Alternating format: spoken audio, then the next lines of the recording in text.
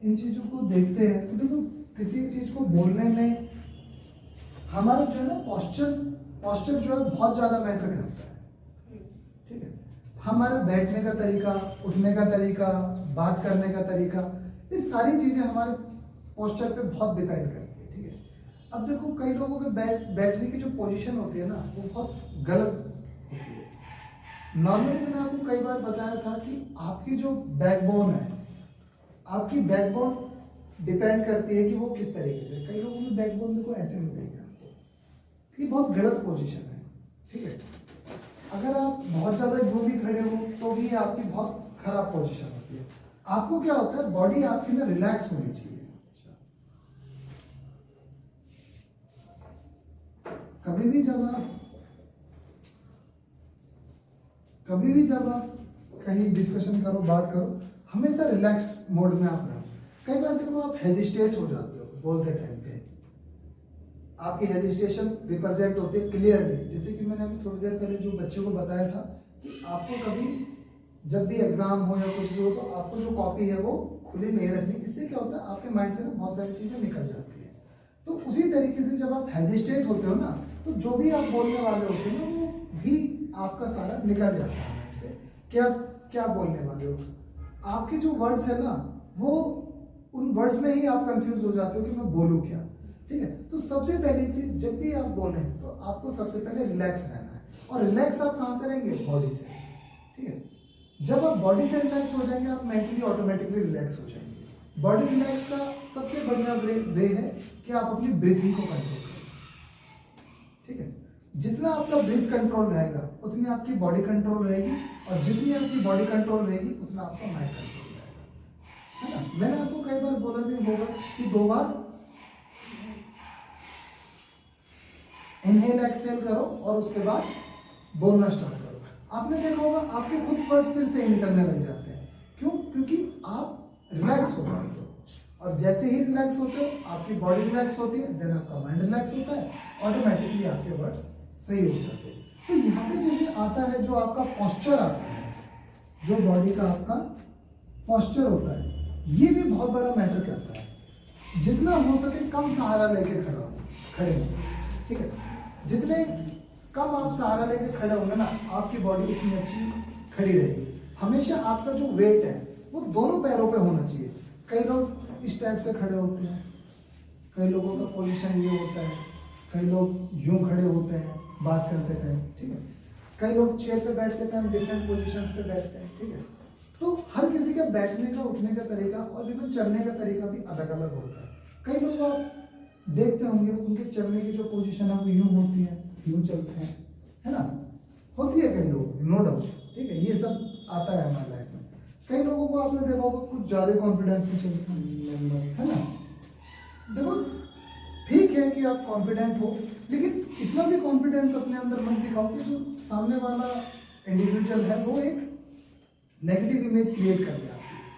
Confident रहो, उससे सामने वाला आपसे कनेक्टिविटी बेहतर तरीके से बना पाएगा। एग्जाम्पल के तौर पे आप मुझे कभी भी बता दो, आपकी लाइफ में भी हुआ होगा ये सब, जब कोई ज्यादा अगर इस टाइप से चलता है, ऑड हो गए, क्या आपकी कभी उससे कोई बात है, कोई फ्रेंडशिप हुई है? कभी नहीं हुई। क्यों?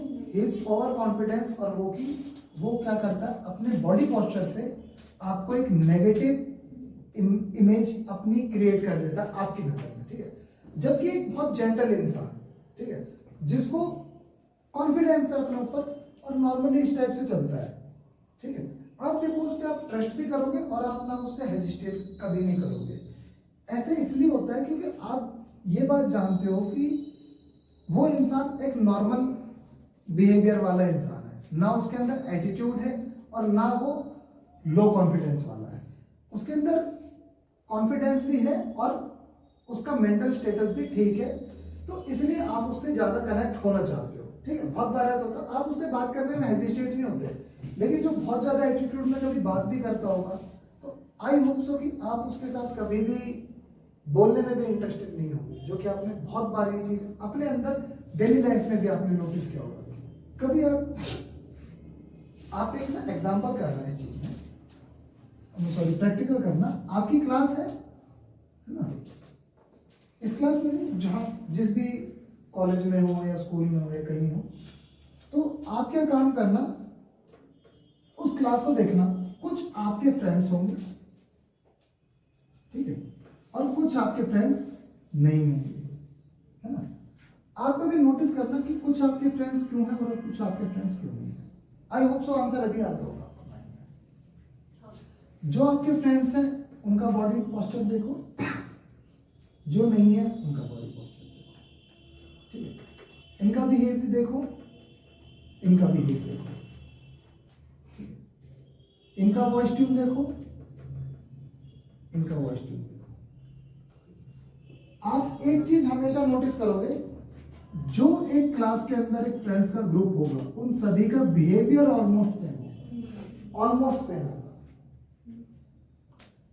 जितने भी आपकी क्लास में इंडिविजुअल्स होंगे, चाहे गर्ल हो बॉय हो कोई भी हो, हर इंसान को आप देखोगे जो भी उनका ग्रुप होगा उनका बिहेवियर, एटीट्यूड, वॉइस ट्यून और ये ऑलमोस्ट ये तीनों चीजें उनकी सेम होंगी। ऐसा क्यों? क्योंकि वो एक दूसरे से सीखते हैं ना। Remember this, same energy always attracts same energy. ये यूनिवर्सल ट्रूथ है, सेम एनर्जी हमेशा सेम एनर्जी को अट्रैक्ट करेगी। अगर वीक एनर्जी होगी ना तो वो स्ट्रॉन्ग एनर्जी पे चली जाएगी, लेकिन स्ट्रॉन्ग एनर्जी कभी वीक एनर्जी पे नहीं जाती। ये यूनिवर्सल लॉ है लाइफ का। आप कभी भी देखना, जुपिटर बहुत सारे जो भी वो आते हैं उसके पास क्या बोलते हैं, एस्ट्रॉइड्स, जो भी एस्ट्रॉइड्स आते हैं उनको अपनी साइड पे खींच लेता है। क्यों? क्योंकि उसका ग्रेविटेशनल पुल स्ट्रॉन्ग है, ठीक है।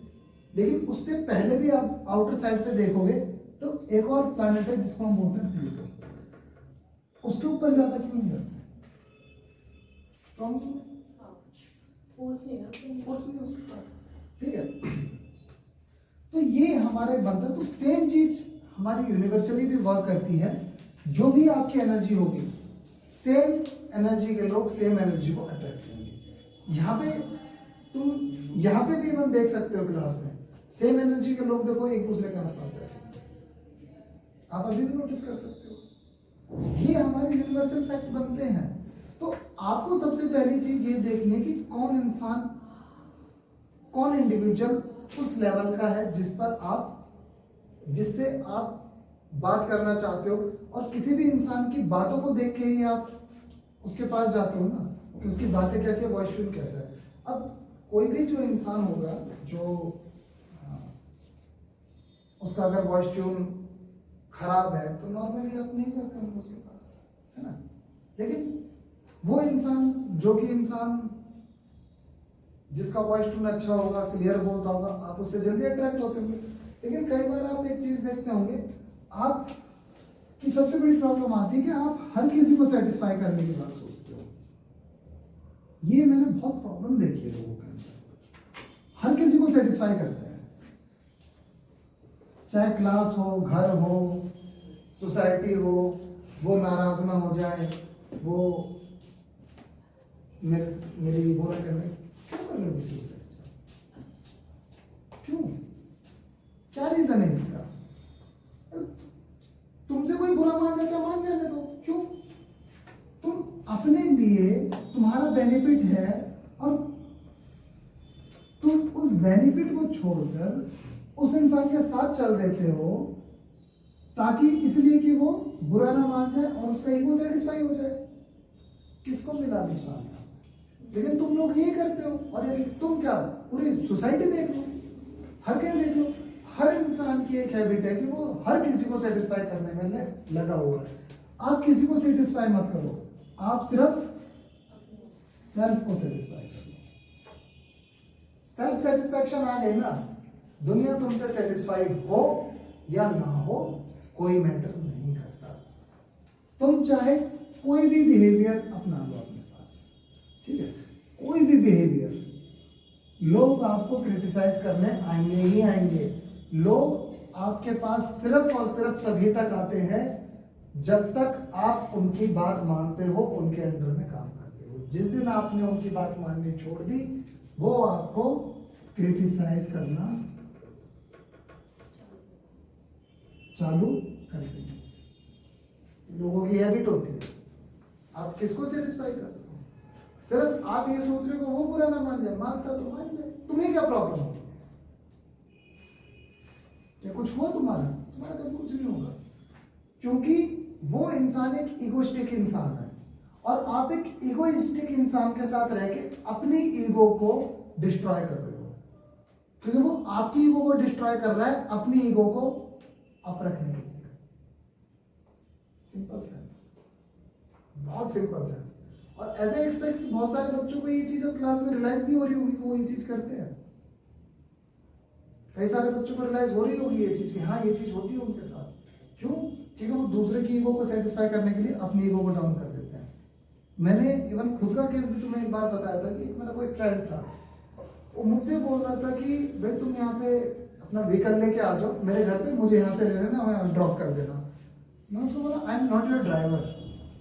मैं सीधा निकला, I am not your driver कि मैं तुम्हारे पास आऊँ, तुम्हें लेके भी आऊँ, ड्रॉप भी करूँ। कहते हैं इससे अच्छा।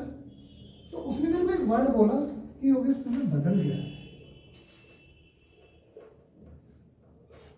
तो बदल गया है और अब तेरे अंदर ना घमंड आ गया है। तो मेरे को वर्ड आए थे, तो मैं भी उतना ही था, तो मैंने सीधा बोल दिया हाँ भाई मैं हूं घमंडी, नो डाउट। कि भाई मुझे, मैं क्यों अपना ईगो गिराऊं उसके लिए? मैं क्या ड्राइवर हूं उसका?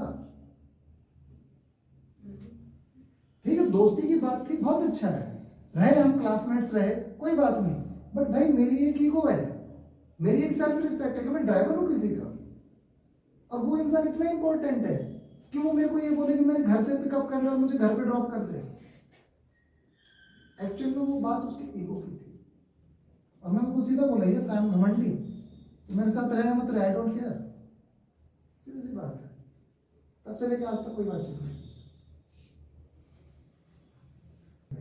बात ये नहीं है, वो कर भी रहा था, लेकिन यहाँ पर उससे भी बड़ी जो चीज थी ना, उसके बोलने का ट्यून, जो उसने ट्यून बोला था मुझे, वो ट्यून प्लस जो सेल्फ रिस्पेक्ट की बात थी कि मुझे घर से पिक कर लो और मुझे घर पे ही ड्रॉप कर दियो, नहीं हो आई एम घमंडी, देन आई एम घमंडी, ओके दैट्स इट, बात करना। और ये चीज आप कितनी देखते होंगे? मैं 5 मिनट में आ जाऊंगी, सामने वाली आती है 15 मिनट में, तुम वेट कर रहे हो, टाइम किसका लॉस हो? सामने वाला कह रहा है चलो तुम्हें लेक्चर में मजा आ रहा है, लेकिन तुम उसके साथ चले गए, क्या होगा तुम्हारा? इसकी वो ये रियलिटी है बच्चे लाइफ की। अभी मे भी हो सकता है कि तुम्हें बहुत लाइफ में काम आए, ठीक है, और इन सारी चीजों को आप पहचान सकते हो इंसान के बिहेवियर से, पोस्चर से, ठीक है। ओवर एटीट्यूड, देखो कई बार इंसान ना, जैसे कि मैं तुम्हें कल भी बताया था बच्चे, कि किसी भी जगह जब तुम जाते हो ना, ज्यादातर जो होता है ना, पहले दिन आपके ऊपर कोई अटैक नहीं करता, अटैक आपके दूसरे तीसरे दिन होता है हमेशा। पहले दिन हमेशा जाके उस जगह को देख लो सिक्योर है या नहीं, वो पहले दिन बहुत अच्छा होता है। लेकिन अगर आपने पहले दिन में बहाना मार दिया ना, तो आपने अपॉर्चुनिटी खो दी। क्या है यार, इसी को हम बोलते हैं डर, और एक तो बोलते हैं डरपोक जो पढ़ा था कि डरपोक कौन होता है और बहादुर कौन होता है, यही डिफरेंस होता है बस डरपोक और बहादुर का, कि तुमने पहले दिन ही अवॉइड कर दिया और दूसरा मतलब चल यार तुमने रिस्क लेके देख लेते हैं क्या होता है, तुम पहुंच गए। डर सबको लगता है, तुम्हें भी लगता है, मुझे भी लगता है, किसी ना किसी चीज से लगता होगा हर किसी को। और जो लोग ये बात बोलते हैं कि हमें डरने लगता है, वो झूठ बोल रहे हैं, या तो फिर वो मिट्टी के बने हुए हैं या पत्थर के बने, या फिर माउंटेन ड्यू। तो ये चीज पॉसिबल नहीं है, ठीक है। तो जो निडर इंसान होता है वो हमेशा क्या करता है, वो रिस्क लेता है, ठीक है। चलो अच्छा, अगला आता है तो वही है, ठीक है। तो आपको हमेशा देखो खड़े होने की, बैठने की, उठने की, हर चीज की पोस्चर की नॉलेज होनी चाहिए, ठीक है। देखो खड़े होने का, अगर जैसे आप जूनियर पोजीशन में खड़े हैं कहीं, ठीक है, आपका सीनियर आपके सामने, टीचर आपके सामने, आपकी पोजीशन हमेशा यूं होनी चाहिए, one of the best it is, ठीक है, सबसे बेस्ट पोजीशन होती है कि आप खड़े हो, ये इसमें आपको रिस्पेक्ट भी हो जाती है सामने वाले की, और आपका भी कॉन्फिडेंस चला जाता है। जब हम जॉब करते थे ना, तो वहाँ पे जो हम स्वीपर्स होते थे, उनको खड़े होने का तरीका ही नहीं होता, तो वो हमेशा क्या करते थे, हाँ सर हो जाएगा सर, कर देंगे सर, ये उनका पोस्चर होता था। वो कभी भी ऐसे नहीं खड़े होते थे कि yes sir we will done that work, और उस टाइम तक वो हो जाएगा। उनका हमेशा क्या होता था, यूँ खड़े हैं या फिर हाँ सर हो जाएगा। तो ये चीजें क्या है कि अगर आपका पोस्चर सही है तो लोग आप पे ट्रस्ट और बिलीव सब करें, ठीक है। अच्छा, अब यही चीज सपोज करो, अगर आप ऐसा सीनियर खड़े हो वहां पे, तो आपकी पोजीशन डिफरेंस होनी चाहिए, ठीक है। नॉर्मली आप वहाँ अटेंशन पोजीशन में नहीं रहेंगे, ठीक है, वहां पे आपको ज्यादा मूव करना पड़ सकता है, जैसे कि अभी तुम मुझे देख सकते हो, ठीक है। ये आपकी पोजीशन होनी चाहिए, क्यों? क्योंकि आपको पूरी, जितने भी वहां पे आपके एम्प्लॉयज खड़े हैं या जो भी आपके सबऑर्डिनेट्स हैं, उन सबको आपको संभालना है, ठीक है, आप उन सबको बताने वाले हो। तो आपके अंदर क्या होना चाहिए, आपके अंदर ऐसी पोजीशन होनी चाहिए कि बॉडी मूवमेंट भी उसमें हो और कॉन्फिडेंट भी हो। नॉर्मली मैंने आपको बताया होगा ना, चेस्ट ब्रॉड, लड़कियों के केस में ब्रेस्ट, ठीक है, ये ब्रॉड, ठीक है, और बैक स्ट्रेट, ठीक है, बैक आपकी स्ट्रेट होनी चाहिए। इस टाइप से आप अगर इस टाइप से चलेंगे तो कॉन्फिडेंस पोजीशन आपकी आ जाती है, ठीक है। आप, एक मूवी है बॉर्डर, उसमें सनी देओल का रोल देख सकते हैं, सबसे बेस्ट पोजीशन है अगर आप चाहें तो। इससे आपको पोजीशन रिकॉग्नाइज होगी, आई होप, ठीक है, आपको कुछ पता चला होगा पोजीशन का, ठीक है। ये तो कोई खड़े होने की पोजीशन, लेकिन डिफरेंस कंडीशन में डिफरेंस पोजीशंस रह सकती है। बैठने का भी इम्पैक्ट आता है, बैठते कैसे हैं, ठीक है, कैसे बैठोगे, बैकबोन हमेशा स्ट्रेट।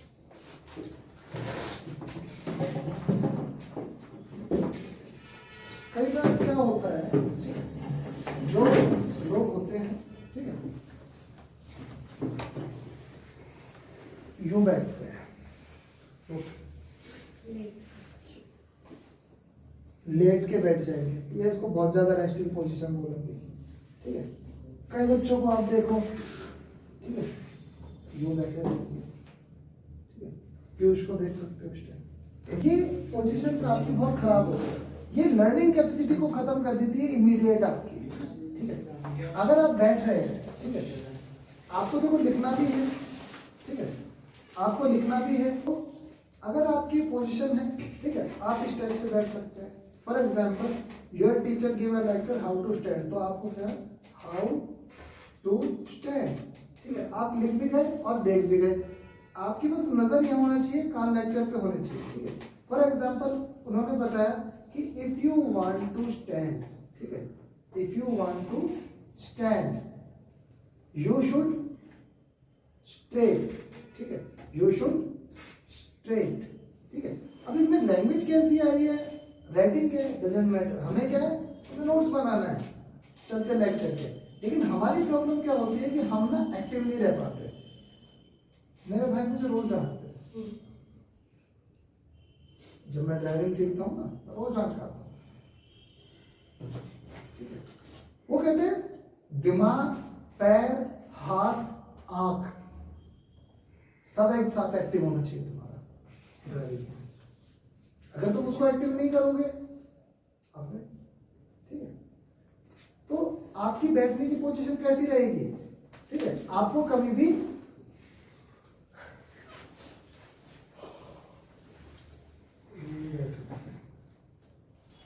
नींद आ जाएगी, ठीक है, आपको कभी यूं नहीं बैठना,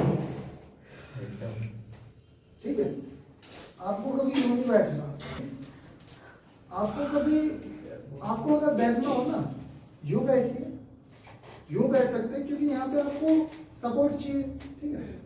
आप अगर चलो आपको राइटिंग नहीं करनी, फिर भी अगर आप इस पोजीशन में बैठेंगे स्ट्रेट बैक में, आपको ज्यादा समझ आने लगेगा ऑटोमेटिकली, ठीक है। ये हमारी पोजीशन होती है बैठने की, ठीक है। इवन कई बार लोग नीचे भी बैठते हैं, नीचे की पोजीशन अलग अलग होती है, है ना। हमें ये नहीं पता होता बैठना कैसे, एक आयुष जैसे आप बैठ सकते हैं, ठीक है। अब देखो आयुष किस तरीके से बैठे हुए हैं, आप भी हंस रहे हो उसको देख के, ठीक है। तो हमें क्या होना चाहिए, हमेशा स्टैंडिंग पोजीशन जो चेयर पे हो, तो चेयर पे आपको हमेशा स्ट्रेट और ऐसी पोजीशन होनी चाहिए जिसमें आपको कॉन्फिडेंस दे। हमेशा याद रखना, कॉन्फिडेंस के लिए आपकी और बैक हमेशा स्ट्रेट, ठीक है। ऑटोमेटिकली आपका अच्छा पोजीशन, ठीक है। चलने की पोजीशन भी आ सकती है।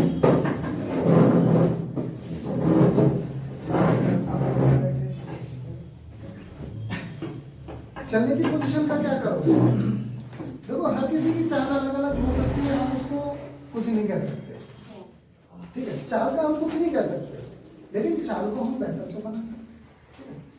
अब कोई इंसान यूं चल रहा है, दूसरे केस में अभी जो मैंने बताया था, ये हो गया, ठीक है। कुछ लोग हो गए सीढ़ियों पे चढ़ते हैं ना, एक और चलने की पोजीशन आपकी क्या हो सकती है, चल रहे हो